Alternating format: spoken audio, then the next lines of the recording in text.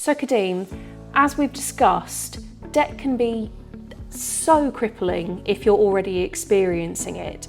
And I know you have heard from a number of young people that they are struggling with debt, maybe through subscription sign-ups, credit cards and gaming applications.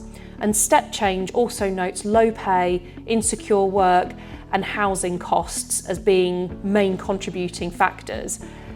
How can young people better manage their debt? So, I would want to find out from young people in the Elmbridge community about how they're struggling with their finances.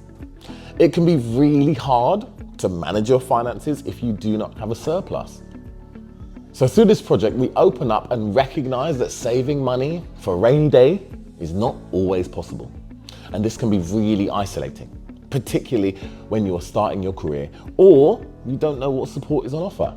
The Citizens Advice Project is here to support with and talk to young people who are struggling and want to help them towards financial freedom and stability. And I know you have some information that suggests that young people are more prone to fall into financial crisis and suffering significant difficulty. And this, I'd imagine, would be so frightening for anyone.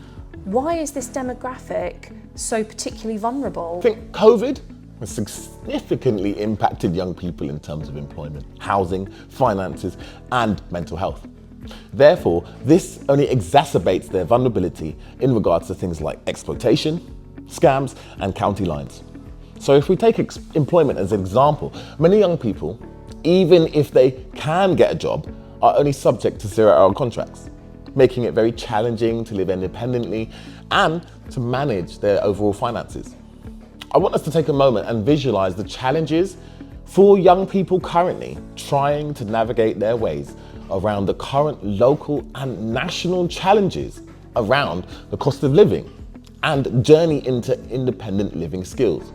How triggering it might be for someone's mental health that there may be a ticking time bomb of a deadline to when the care and support they had relied upon so heavily now sees the doors closed and told to manage and fend for yourself.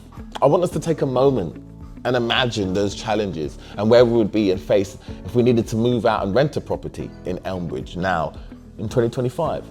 How do you identify a role that you can apply for when historically your experiences with services and perhaps with education have left a sour taste of dissatisfaction? Where do you go if you are told a trusted adult that you were not ready for independence and adulthood, and or if you require more support than you feel was ever provided? Can we all think of a young person 19 to 24 who would not be happy with the outcome for them if they were our own family or friends? Especially in regards to housing, renting in Elmbridge is 41% higher than the national average. Recreational activities are more expensive in this area, such as going to the pub, joining a gym, or sporting activities, for example. And this will create more of a dent in your overall monthly earnings than it would in other areas. So lastly, in terms of mental health, young people have experienced heightened levels of isolation, and it is hard for them to feel part of their community. As we've discussed, Citizens Advice Elmbridge West is not a mental health specialist advice service, but there are lots of organisations who can and will support this specific challenge. But it may seem that debt is just something that will last forever and could impact current and future income levels. How can young people take the first step to feel more empowered and in control of their debt?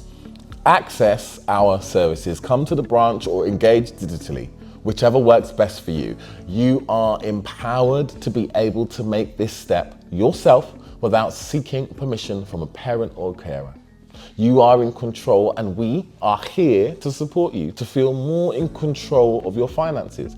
There are organisations who will claim to be able to support you, but at Citizens Advice Elmbridge West and the FCA, a Financial Conduct Authority, we are a regulated service. So in other words, someone like Martin Lewis would advise you to come to us. Making the first step can be scary, and particularly if you don't have any support. If you are marginalised, and that may be neurodiverse, GRT, SEND, care experience, or an ESOL student perhaps, maybe even a young employee. Like I say, this list is not exhaustive.